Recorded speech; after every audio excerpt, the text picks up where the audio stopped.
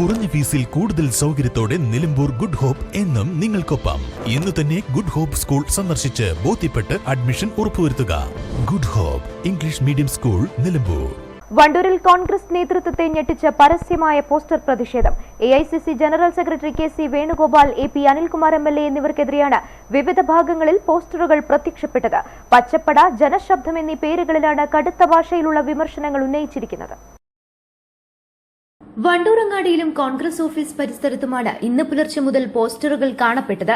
മുസ്ലിം ലീഗിനെ അവഹേളിക്കുന്ന നിലപാടുകൾക്കെതിരെയുള്ള പ്രതിഷേധമാണ് പോസ്റ്ററിലെ പ്രധാന ഉള്ളടക്കം.